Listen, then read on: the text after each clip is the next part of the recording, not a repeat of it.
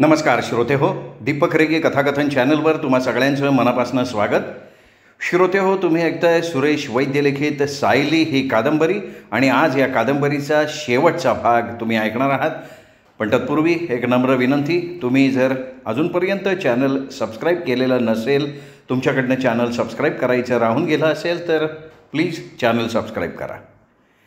ऐकूयात सायली भाग 12. सायली घरी परतली तेव्हा सौदामिनी आपली पूजा अर्चा आटोपवून फरशीवर एक चटई टाकून तिचीच वाट बघत बसली होती. सायली येताच सौदामिनीचं लक्ष तिच्या रडून लाल झालेल्या डोळ्यांकडे गेलं, पण सौदामिनीने त्याबद्दल तिला कसलाही प्रश्न विचारला नाही. बहुतेक काकांकडनं तिला सगळं काही समजलेलं होतं, त्यामुळे या विषयावरनं सायलीला आणखीन छेडणं तिला योग्य वाटत नव्हतं. आणि तसंही या सांसारिक बाबींपासनं ती पूर्णतः विरक्त झालेली असल्यामुळे त्यात तिला काही रसही नव्हता. सायली, येताना मी माताजींशी बोलून आली आहे. सायली समोर बसताच सौदामिनी म्हणाली. माताजी? सायलीनं काहीसं गोंधळून सौदामिनीकडे पाहिलं. आमच्या आश्रमाच्या प्रमुख आणि माझ्या गुरु. ओ. समीरच्या अपघाताची बातमी समजल्यावर इकडे यायला मी निघाले आणि त्यांनी मला सूचना केली. त्यांनी सांगितलं की महिनाभर जर घरात धार्मिक कार्यक्रमांचा पाठ ठेवला तर समीरच्या तब्येतीत लवकर सुधारणा होईल, नाहीतर काय? सायलीने एकदम घाबरून विचारलं. नाहीतर त्याच्या आजारपणाचा काळ आणखीन लांबू शकतो. ह्या धार्मिक कार्यांमुळे गृहशुद्धी होते, घरातल्या माणसांचीही चित्तशुद्धी होते. अर्थात तुझा या सगळ्यावर विश्वास असला तरच हो म्हण, फक्त मी सांगते म्हणून नको. असं कसं म्हणता ताई? अहो, तुम्ही जे काही कराल ते आमच्या भल्यासाठी असेल याची मला खात्री आहे. आणि तसंही आपल्या पूर्वापार चालत आलेल्या या संस्कारात काहीतरी तथ्य असेलच ना? हां, मग ठीक आहे सायली. पण मग हा सगळा पाठ करणार कोण? मी करीन. याचा अर्थ समीर घरी येईपर्यंत तुम्ही इथेच राहणार? सायलीने उजळत्या चेहऱ्याने विचारलं. हो ताई, हे ऐकून मला खूप बरं वाटलं. आणखीन एक गोष्ट आहे सायली, ह्या धार्मिक कार्यासाठी थोडाफार खर्च येईल. मग त्यात काय झालं? तसं नाही गं, तुला आधी त्याची कल्पना दिली. ताई अहो, त्याची काही आवश्यकता नव्हती. आवश्यकता होती सायली, कारण शेवटी हे घर तुझं आहे, तुला सगळं माहीत असायला हवं. अहो, असं का म्हणताय ताई तुम्ही? हे घर पहिलं तुमचं आहे, नंतर माझं आहे. नाही सायली, आता हे घर माझं नाही. असं का म्हणताय तुम्ही ताई? ह्या घरावर अजूनही तुमचा हक्क आहे. नाही गं सायली, संन्यासिनींना घर नसतं, त्यांचा कशावरही हक्क नसतो, स्वतःच्या देहावर सुद्धा नाही. सायलीकडे यावर कसलंही उत्तर नव्हतं. काही वेळ ती तशीच गप्प बसून राहिली. सौदामिनीने हे डोळे मिटून घेतले होते. काही वेळानं सायली उठली आणि आपल्या खोलीत आली. आणि अशा प्रकारे सायलीच्या जीवनातला सगळ्यात मोठा आणि दुःखदायक महिना सुरू झाला. समीरच्या चेहऱ्याची प्लॅस्टिक सर्जरी झाली होती. त्याच्या तब्येतीतही वेगानं सुधारणा होत होती. सौदामिनी भल्या पहाटे उठून पूजा अर्चा करून पठण करायला बसायची. मग 10-11च्या सुमाराला काकांना घेऊन समीरला भेटायला नर्सिंग होममध्ये जायची. तिथून परत आल्यावर पुन्हा पठणाला बसायची. सायली हे सगळं मुकाटपणे बघत होती. सौदामिनीशी तिचं बोलणंही अगदी जुजबी होत होतं. अर्थात सायलीशी बोलायला तिच्याकडे वेळच कुठे असायचा म्हणा. एक गोष्ट मात्र सायलीला अगदी तीव्रतेनं जाणवत होती. सौदामिनी आपल्या भावाला पाहायला रोजच्या रोज जात होती, पण एकदाही तिने सायलीला विचारलं नव्हतं की ती आपल्या पतीला भेटायला नर्सिंग होममध्ये का जात नाही. कधीकधी तर सायलीला अगदी तीव्रतेनं वाटायचं की तिच्या नणंदेनं तिला जाण्यासाठी आग्रह करावा, जबरदस्तीनं तिला आपल्याबरोबर घेऊन जावं. समीरला न पाहण्याचं तिला मनस्वी दुःख होत होतं. पण समीरच्या त्या दिवशीच्या बोलण्यातून ती इतकी दुखावली गेली होती की इच्छा असूनसुद्धा त्याला परत भेटायला जायचं धाडस तिला होत नव्हतं. त्या दिवशी ती घरात एकटीच होती. करण्यासारखं काहीच नव्हतं. आपला वेळ कसा घालवावा हेच तिला कळत नव्हतं. कंटाळून गेली होती ती. मनात समीरचेच विचार घोळत होते. इतक्या दिवसात परत आपण त्याला भेटायला न गेल्यामुळे मनातनं तो काय म्हणत असेल, काय समज झाला असेल त्याचा. तो विचार मनात येताच ती उठली आणि त्याच सणकीत तिने नर्सिंग होमचा नंबर फिरवला. मला डॉक्टर खुरानांशी बोलायचं आहे. रिसेप्शनिस्टचा आवाज येताच तिने सांगितलं. आपण कोण? मी मिसेस सोहनी बोलते आहे. Please hold on. रिसेप्शनिस्ट म्हणाली. मग थोड्याच वेळात डॉक्टर खुरानांचा आवाज तिच्या कानावर पडला. हॅलो सायली, कशी आहेस? मी ठीक आहे, तुम्ही सांगा. सगळं ठीक. मिस्टर समीर कसे आहेत? तेही चांगले. किती चांगले? तू स्वतः येऊन बघ ना. डॉक्टर, मी येऊ शकत नाही म्हणून तर मी तुम्हाला फोन केला. घरात जरा धार्मिक कार्यक्रम वगैरे चालू आहेत ना. व्हायची समीरची तब्येत एकदम छान आहे, लवकर तो घरी परत येईल. थँक्यू डॉक्टर, मला तेच जाणून घ्यायचं होतं. वेल, तसं तू आली असतीस तर बरं झालं असतं असं मला वाटतं. येऊ शकले असते तर नक्की आले असते डॉक्टर साहेब, पण काय करणार, नाईलाज आहे हो. ओके, ठीक आहे सायली, असं म्हणत त्यांनी फोन खाली ठेवला. हातातला रिसिव्हर तसाच धरून ती शून्य नजरेनं समोरच्या भिंतीकडे बघत राहिली. आपलं न येणं नर्सिंग होममधल्या लोकांना खूप विचित्र वाटत असणार याची तिला कल्पना होती. आणि भाजल्यामुळे विद्रूप झालेल्या समीरला भेटायला आपण फारशा उत्सुक नाही असाच अर्थ ते त्यातून काढत असणार हेही तिला कळत होतं. लोकांचा आपल्याबद्दल होणारा हा गैरसमज मनातनं तिला खूप दुःखी करत होता, पण त्याला काही इलाज नव्हता. जगात सगळ्यांच्याच वाट्याला सगळं काही येत नाही ना. तिच्याही प्रार्थनात जर हेच लिहिलं असेल तर त्याला कोण काय करणार. अपमान, दुःख, तिरस्कार हेच तर तिचं प्राक्तन बनून गेलं होतं. समीर परत आल्यावर तर हाच तिच्या जीवनाचा अविभाज्य भाग बनून जाणार होता. तिची ही घुसमट तिच्या जीवनाचा एक भाग बनणार होती. त्यातून तिची सुटका होणं अवघड होतं. कधीकधी तिच्या मनात यायचं की समीर तिचं काय करणार आहे, आणखीन कोणती आणि किती शिक्षा तिला देणार आहे. तिच्याविषयी त्याच्या मनात नेमकं काय होतं, कोणत्या दृष्टिकोनातनं तो तिच्याकडे बघत होता. पण तो कोणत्या दृष्टिकोनातनं तिच्याकडे बघत होता हे त्यांनी तिला स्पष्ट सांगितलं होतं. मग अशा परिस्थितीत आणखीन किती दिवस ती ह्या बंधनात राहणार होती. मग तो तिला घटस्फोट देईल, पण कोणत्या आधारावर देणार घटस्फोट, आणि ती ते मान्य करेल का? आणि मान्य केलं तर मग समीरशिवाय ती आपलं आयुष्य कसं घालवणार होती. तसं त्याच्याबरोबरचं हे आयुष्य म्हणजे जिवंत मरण भोगण्यासारखं होतं हे खरं, पण तरीही त्याच्याशिवाय तिच्या जगण्याला काही अर्थच उरणार नव्हता. समीरला नर्सिंग होममध्ये आता 3 आठवडे होऊन गेले होते. एक दिवस अचानक प्रवीणभाई घरी आले. त्यावेळी सौदामिनी नेहमीप्रमाणे समीरला भेटायला नर्सिंग होममध्ये गेली होती.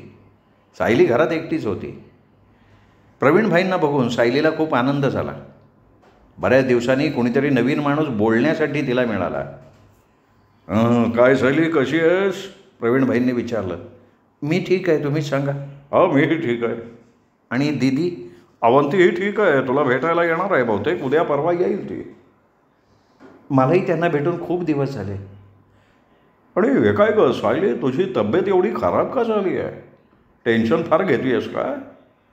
छे, मला कसलं आलं आहे टेन्शन. सायली ओढून ताणून चेहऱ्यावर हसू आणत म्हणाली. प्रवीणभाई क्षणभर गप्प बसले, मग काहीशा गंभीर स्वरात म्हणाले. मी तुला एक विचारायला आलो होतो सायली. मग विचारा. समीरला पाहायला तू का जात नाही आहेस? कसे आहेत समीर? प्रवीणभाईचा प्रश्न टाळत तिने विचारलं. चांगला आहे तो, मी कालच भेटलो की त्याला. पण सायली, तू माझ्या प्रश्नाचं उत्तर नाही दिलंस. काय उत्तर देऊ? का गेली नाहीस? असंच. तिथे जाणं तुला एवढं अवघड वाटतंय का? नाही प्रवीणभाई, तसं काही नाही आहे. बरं मग? सांगितलं ना, असंच. नाही, हे बघ सायली, मी हे मानायला तयार नाही आहे. तर मग त्याचं कारणही तुम्हाला माहिती असणार. हो, माहिती आहे. मग मला का विचारताय? कारण मला ते तुझ्या तोंडून ऐकायचं आहे. ऐकायचं आहे तर ऐका. माझे पतिदेव मला भेटू इच्छित नाहीत. हे बघ सायली, तू चेष्टा करू नकोस. प्रवीणभाई, मी चेष्टा नाही करत आहे. मी खरं तेच सांगते आहे तुम्हाला. मला नाही तसं वाटत. पण ते खरं आहे. नाही सायली, तुझा हा समज चुकीचा आहे. समीरला तुला भेटायचं आहे. आता मात्र तुम्ही माझी चेष्टा करायला लागलात प्रवीणभाई. नाही ग सायली, मी खरं ते सांगतोय. मला कशासाठी भेटायचं आहे त्यांना? हां, ते मला माहीत नाही. प्रवीणभाई, तुम्हाला ते नक्की माहिती असणार, पण तुम्हाला ते मला सांगायचं नाही आहे. नाही शैली, खरंच मला माहीत नाही, पण तुला भेटायला तो अक्षरशः तळमळतोय एवढं मात्र नक्की माहिती आहे. तुमच्या बोलण्यावर विश्वास ठेवावासा वाटतोय, पण ठेवू नाही शकत. याच्या मागे काही कारण आहे ना, पण ते व्यक्तिगत आहे. मला सांगण्यासारखं आहे. जर समीरने तुम्हाला काही सांगितलं नाही तर मी कशी काय सांगू शकते? तुझी मर्जी. तसं तो रोज सौदामिनीला रागवत असतो. का? ती त्याला बघायला एकटीच येते म्हणून. खरं सांगू का सायली, समीरला तुला पाहायचं आहे, तुझ्याशी त्याला बोलायचं आहे. पण सौदामिनी ताईंनी मला कधीच काही सांगितलं नाही. त्या मला कधीच काहीच बोलल्या नाही त्याबद्दल. हे बघ, सौदामिनी मोठी सालस सरळ मुलगी आहे. ती कधी कुणाला तक्रार करत नाही. स्वतःवर एवढा अन्याय झालेला असून तिने कधी तोंडातनं ब्र नाही काढला. हो. मग काय करणार आहेस? मी काय करू शकते? त्याला जाऊन भेटू तर शकतेस ना. नाही, मी नाही करणार ते. का? सांगितलं ना तुम्हाला, माझी स्वतःची काही वैयक्तिक कारणं आहेत. प्रवीणभाई मग त्याच्यावर आणखीन काही बोलले नाहीत. थोडा वेळ बसून ते इकडच्या तिकडच्या गप्पा मारत राहिले. मधूनमधून ते काहीशा विचित्र नजरेनं तिच्याकडे बघत होते, अर्थात सायलीची नजर चुकवून. पण सायलीच्या मात्र ती गोष्ट लक्षात आली होती आणि त्याचबरोबर आणखीनही एक शंका तिच्या मनात आली होती की समीर कदाचित आपल्या मित्रांना आणि कामगारांना दाखवण्यासाठी हे सगळं नाटक करत असावा. आपल्या प्रतिमेला धक्का बसू नये म्हणून तो आम्हा नवरा बायको सगळं काही आलबेल असल्याचं दाखवण्यासाठी, तिला भेटण्यासाठी उत्सुक असल्याचं नाटक करत असावा. तसं असेल तर त्याच्या ह्या नाटकात ती त्याला अजिबात साथ देणार नव्हती. त्याला भेटायला जाऊन त्याची आज्ञाधारक पत्नी असल्याचं नाटक अजिबात करणार नव्हती. सायलीने मनाशी एकदम ठाम ठरवून टाकलं होतं. प्रवीणबाई गेल्यानंतरही तिच्या डोक्यात तेच विचार घोळत राहिले होते. विशेषतः सौदामिनीबद्दल तिला मोठंच आश्चर्य वाटत होतं. समीर तिला भेटायला उत्सुक आहे ही गोष्ट सौदामिनीने तिला कधीच का सांगितली नाही. सायली समीरला भेटायला का जात नव्हती ही गोष्ट तर सौदामिनीला माहीत असणार, पण तरीही समीरची ही इच्छा ती सायलीला सांगू शकत होती. मग कदाचित समीरचं हे सगळं नाटक आहे हे तिच्या लक्षात आलं असावं आणि म्हणून ती गप्प राहिलेली असावी. याचा अर्थ समीरच्या ह्या नाटकाला सायलीनं बळी पडू नये असं सौदामिनीला सुद्धा वाटत होतं. तर म्हणजे आपलीच शंका खरी असावी. समीरनी आपल्याला भेटायचं नाटकच केलेलं असावं आणि जणू तिची ही शंका खरी असल्याप्रमाणे पुढच्या काही दिवसात सायलीला फॅक्टरीतनं फोन यायला लागले. सगळेजण समीर कसा आहे, हॉस्पिटलमधनं कधी परत येणार आहे याचीच चौकशी करत होते तिच्याकडे. सायलीनं या सगळ्यांना देण्यासाठी एक उत्तर तयार करून ठेवलं होतं. अशा प्रकारे आपल्यावर दडपण आणून आपण समीरला पाहायला जावं हा त्यांचा हेतू असावा असं सायलीला वाटत होतं. पण आपण ह्याला अजिबात बळी पडायचं नाही असं तिने मनोमन ठरवून टाकलेलं होतं. एक दिवस दुपारच्या सुमाराला ती हॉलमध्ये बसून कसलं तरी मासिक चाळत होती. अचानक बंगल्याच्या पोर्चमध्ये कार थांबल्याचा आवाज आला. एवढ्या दुपारचं कोण आलं असावं या विचारानं सायलीनं हातातलं मासिक टिपॉयवर टाकलं आणि ती उठून हॉलच्या दारात आली आणि एकदम धक्का बसल्याप्रमाणे बघत राहिली. कार पार्क करून रोहन बंगल्याच्या पायऱ्या चढून येत होता. ती हॉलमधनं बाहेर पडून व्हरांड्यात येऊन थांबली. तशी रोहनबद्दल आता तिच्या मनात कुठलीही भावना नव्हती, तरीही आज अचानक अनपेक्षितपणे रोहनला समोर बघून ती काहीशी चकित झाली. समीरशी लग्न झाल्यानंतर आज पहिल्यांदा तो तिच्या समोर येत होता.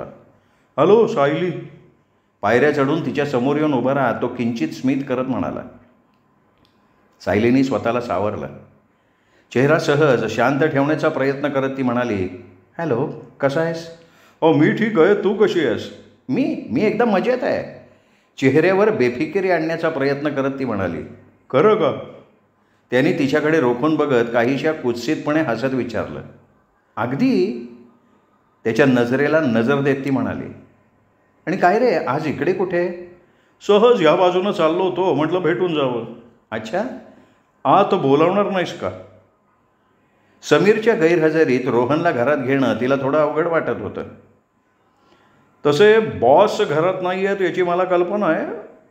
जाणीवपूर्वक बॉस शब्दावर जोर देत रोहन हसला. त्याला काय म्हणायचं हे सायलीच्या लक्षात आलं. ये असं म्हणत ती आत जाण्यासाठी वळली तर हॉलच्या दारात काका उभे होते. त्याला घरात घेऊ नकोस.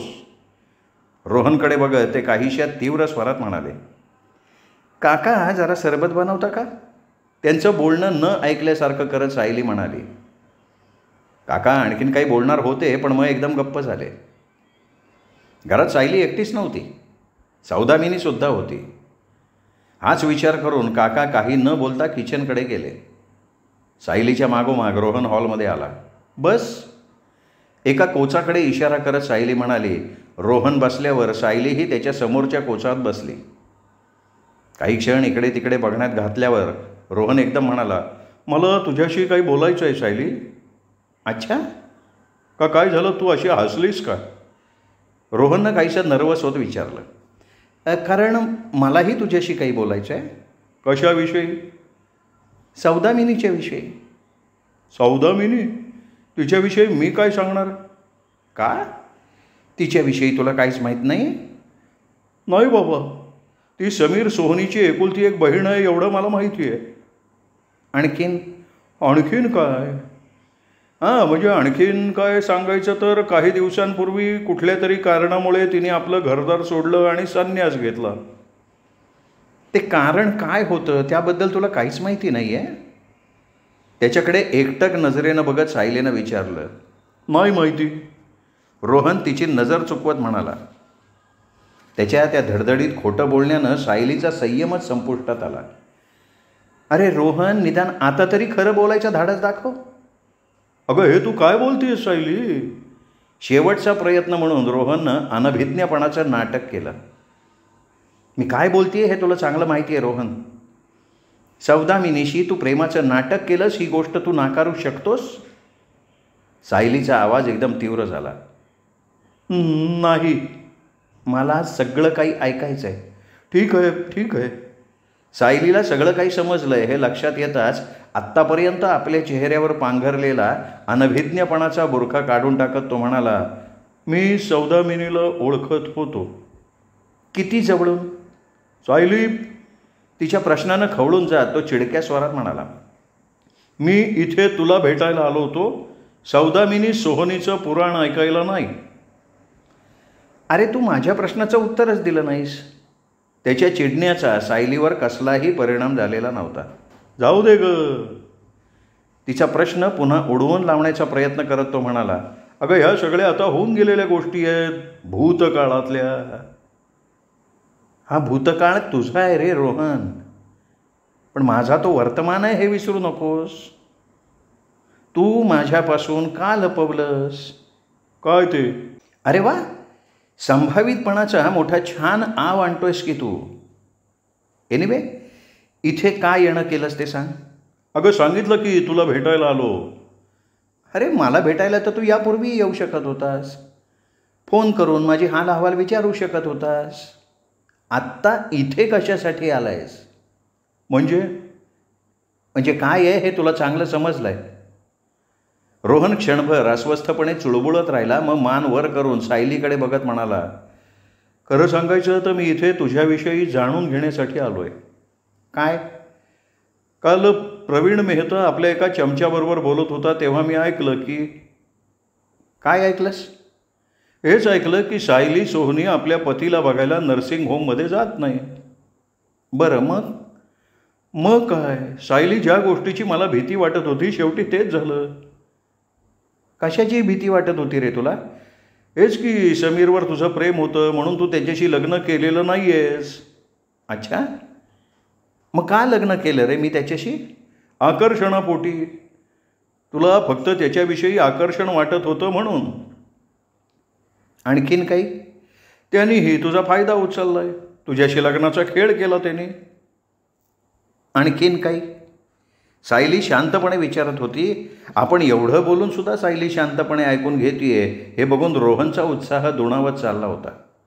उजळत्या चेहऱ्यानं तो म्हणाला, तुमच्या दोघात सगळं काही ठीक आहे असं मी आत्तापर्यंत समजत होतो, पण आता मला सगळं काही समजलंय. मूर्ख आहेस तू. एकदम ताडकन उठून उभी राहत ती गरजली. आमच्या पतीपत्नीच्या मामल्यात दखल देण्याची तुझी हिंमत कशी झाली रे? सायली, एकेकाळी तुझं माझ्याशी लग्न ठरलं होतं हे विसरू नको. लग्न ठरलं होतं, झालं नव्हतं ना? सायलीचा आवाज आता चांगलाच चढला होता.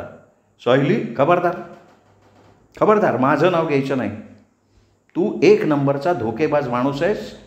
मला तिकडे मोठमोठी प्रेमपत्र लिहून पाठवत होतास आणि त्याच वेळी इकडे सौदामिनीशी प्रेमाचं नाटक खेळत होतास. शी. अगं, ती माझ्या मागे मागे फिरत होती. तिचं तुझ्यावर प्रेम होतं. जीव तोडून प्रेम करत होती ती तुझ्यावर आणि तू तिला अशा प्रकारे धोका दिलास रोहन. समीरचे आभार मानायला पाहिजेत मला की त्यांनी तुझ्यासारख्या माणसाशी माझं लग्न होऊ दिलं नाही. बघ, सौदामिनीबरोबर माझं कसलंही अफेअर नव्हतं. रोहननं काहीशा पडेल आवाजात विरोध करण्याचा प्रयत्न केला. तर मग त्याला आणखीन काय म्हणणार आहेस रे तू रोहन? अचानक मागच्या बाजूनं शांत आवाज आला. विजेचा झटका बसावा तसं सायलीचे शरीर एकदम ताठ झालं. तिने झटकन वळून बघितलं तर हॉलच्या आतल्या दारात सौदामिनी उभी होती. सौदामिनी घरात आहे हे सायली विसरून गेली होती. सौदामिनीकडे बघत सायली काहीशा अपराधी स्वरात म्हणाली, सौदामिनी ताई, आय एम सॉरी तुम्हाला हे सगळं ऐकायला लागलं. झालं ते चांगलंच झालं सायली. त्यामुळे निदान बऱ्याचशा गोष्टी स्पष्ट तरी झाल्या. सौदामिनी? अचानक सौदामिनीला समोर बघून रोहनचा चेहरा पांढरा फट्टक पडला होता. सायली, तुझ्याशी रोहन लग्न करणार होता का गं? सौदामिनीनं विचारलं. हो ताई. मग काय झालं? काही नाही, खरं तर मी त्याच्यासाठी इथे आले होते, पण मुंबईत पाय ठेवताच तुमच्या भावाची आणि माझी भेट झाली. त्याने जाणीवपूर्वक तुला माझ्यापासून हिरावून घेतलं, रोहन आवेगानं म्हणाला. रोहन, लक्षात घे, मी एक माणूस आहे. हिरावून घ्यायला मी काही एखादं खेळणं नाही आहे. पण सायलीच्या बोलण्याकडे दुर्लक्ष करत रोहन सौदामिनीला म्हणत होता, मी तुला नकार दिला, माझ्यामुळे तू संन्यास घेतलास, त्यामुळे मला वाटत होतं की समीर मला ताबडतोब नोकरीवरनं काढून टाकेल. बरं मग? पण माझा बदला घेण्याची तुझ्या भावाची दुसरी काहीतरी योजना होती हे मला आत्ता कळतंय. काय म्हणायचं आहे रे तुला? हेच म्हणायचं आहे की जिच्याशी माझं लग्न ठरलं होतं त्याच मुलीला तुझ्या भावानं माझ्यापासून हिरावून घेतलं. रोहनचं बोलणं ऐकून सायलीला एक काहीसा धक्का बसल्यासारखा झाला. खरं तर समीरनंही तिच्यासमोर ते कबूल केलं होतं, पण सायलीचा त्याच्या बोलण्यावर त्यावेळी फारसा विश्वास बसला नव्हता. समीर तिला छळण्यासाठी मुद्दाम तसं वागतोय असं तिला वाटलं होतं, पण आत्ता त्यात बरंचसं तथ्य आहे असंही तिला वाटायला लागलं. म्हणजे समीरनं केवळ बदला घेण्यासाठी सायलीशी लग्न केलं असं तुला म्हणायचं आहे? सौदामिनीने विचारलं. हो, तसंच म्हणायचं आहे. नाही, तुझी ही समजूत चुकीची आहे. माझा भाऊ तसा नाही आहे. अच्छा? हे बघ, त्याला जर तुझा बदलाच घ्यायचा असता ना तर तो सायलीला फूस लावून पळवून नेऊ शकला असता, तिच्यावर बलात्कार करू शकला असता, पण तिच्याशी त्यांनी लग्न केलं नसतं. बदला घेण्यासाठी लग्न करून बंधनात अडकण्याची त्याला काय गरज होती? तर मग सायलीशी लग्न का केलं त्याने? हे बघ, त्याच्या मागचं कारण तोच सांगू शकेल. अगं, मी सांगतो ना कारण. काय सांगणार रे रोहन तू? अचानक समीरचा आवाज आला. सगळ्यांनी एकदम चमकून आवाजाच्या दिशेनं बघितलं. हॉलच्या दारात समीर उभा होता. तू रोहनचा आवाज घशातून अडकल्यासारखा आला. समीर? सायली हलक्या आवाजात पुटपुटली. समीर सरळ तिच्या जवळ आला. तिच्या खांद्यावर हलकेच हात ठेवून म्हणाला, तू ठीक आहेस ना सायली? हो. सायलीच्या शरीराला हलकासा कंप सुटला होता. समीरने आपला हात सायलीच्या शरीराभोवती लपेटला. मग रोहनकडे बघत त्याने विचारलं, तू इथे का आलास रे रोहन? रोहननं एकदा सायलीकडे बघितलं, मग छाती ताणून समीरच्या नजरेला नजर भिडवत म्हणाला, मी केवळ एवढंच सांगायला आलो होतो की माझं अजूनही सायलीवर प्रेम आहे. तुला जर तिची आवश्यकता नसेल तर मी तिचा स्वीकार करायला तयार आहे. सायलीची मला आवश्यकता नाही असं तुला कोणी सांगितलं? समीर शांत, तितक्याच थंड आवाजात बोलत होता. कोणी नाही. मग तुला तसं का वाटलं? कोणी सांगायची गरज काय आहे? माझेही कान डोळे उघडे असतात, मलाही गोष्टी समजू शकतात. अच्छा, हो, रोहन मगरूर आवाजात म्हणाला. समीर भडकला जावा, त्याने आपल्या अंगावर हात उचलावा ह्याच उद्देशानं तो जाणीवपूर्वक बोलत होता. रोहन, आता तू मुकाट्यानं येथून चालायला लाग. काय करशील रे तू? हे बघ, तुझ्याबरोबरचे बरेच हिशोब मला चुकते करायचे आहेत रोहन, आणि त्यातला एक फॅक्टरीचा सुद्धा आहे. फॅक्टरीचा? तुला काय म्हणायचं आहे काय? रोहनच्या डोळ्यात अस्पष्ट भीतीचे भाव उमटले. मला काय म्हणायचं आहे हे तुला समजलं आहे रोहन, आणि नसेल समजलं तर चल मी तुला समजावून सांगतो. अरे चल कशाला? जे काही सांगायचं असेल ते इथे सांग की. रोहन उसने आवेशानं म्हणाला. का बाहेर यायला घाबरतोयस का तू? मी घाबरतो? रोहन हात उडवत कुत्सित स्वरात म्हणाला. अरे उलट तूच घाबरतोयस. या दोघींसमोर मी तुझा नक्षा उतरवीन म्हणून. अच्छा, बघू तरी तुझ्यात किती दम आहे. समीरनं आव्हान दिलं. रोहन आपल्या हाताची मूठ आवळून समीरच्या दिशेनं पुढं आला. एवढा वेळ सायली मूकदर्शक बनून त्या दोघांचं बोलणं ऐकत होती, पण रोहन मूठ आवळून समीरच्या अंगावर धावून येतोय हे बघताच ती भानावर आली आणि पुढे होऊन दोघांच्या मध्ये उभी राहिली. सायली बाजूला हो. नाही होणार. सायली बाजूला हो. याच्यात किती दम आहे हे मलाही बघायचं आहे. समीरनं आता आपल्या बाह्या सरसावल्या होत्या. नाही, नको समीर. पण समीरने तिचं ऐकलं नाही. अलगद तिच्या दंडाला धरून त्याने तिला बाजूला केलं आणि मग रोहनला सावरायची संधी न देता त्यांनी त्याच्यावर लाथा बुक्क्यांचा वर्षाव केला. तुझी ही हिंमत आहे? मारता मारता तो तोंडानं बोलतही होता. समीरचा तो आवेश एवढा जबरदस्त होता की रोहनला स्वतःला सावरायची संधीच मिळत नव्हती. हा सगळा प्रकार फार काळ बघत राहणं सायलीला सहन झालं नाही. तिला या सगळ्याच प्रकाराचा वीट आला होता. वाटत होतं सगळं काही सोडून आपण आलो होतो त्याच रस्त्यानं परत निघून जावं. आणि खरंच सायली हॉलमधनं बाहेर पडली. ती व्हरांड्याच्या पायऱ्या उतरत असताना अचानक मागून येऊन समीरनं तिच्या खांद्यावर हात ठेवला. नाही सायली, नाही. हे बघ, मला सोडून आता तुला कुठेही जाता येणार नाही, चल. असं म्हणत समीर तिला घेऊन सरळ बेडरूममध्ये आला. तू मला भेटायला का नाही आलीस? बेडरूममध्ये येता येता समीरने तिला विचारलं. तुम्हीच तर मला मनाई केली होती ना? सायली, मी तुला खूप छळलं. तुझ्या सहनशक्तीचा अगदी अंत बघितला ना मी. असं म्हणत समीरने तिला आपल्या मिठीत घेतलं.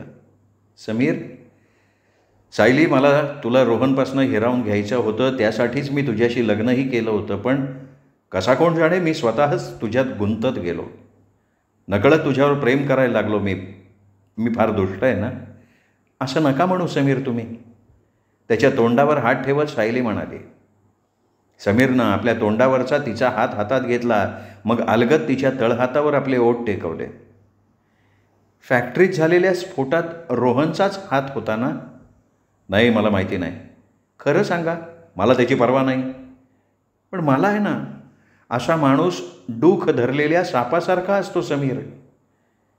हे बघ, रोहनची बदली मी आपल्या पनवेलच्या दुसऱ्या एका फॅक्टरीत केली आहे सायली. पण एवढं करण्यापेक्षा तुम्ही त्याला नोकरीवरनं काढून टाकू शकला असतात ना? नाही सायली. का?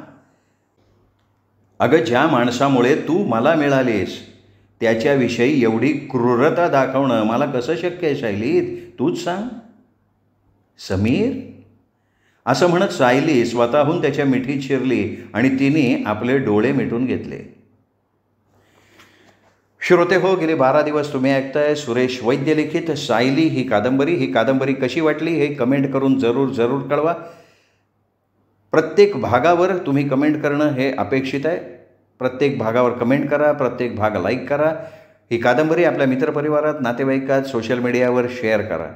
पुन्हा भेटूयात अशाच उत्तम कादंबरीसह. तोपर्यंत नमस्कार मित्र हो. भेटत राहूयात दीपक रेगे कथाकथन चॅनलवर.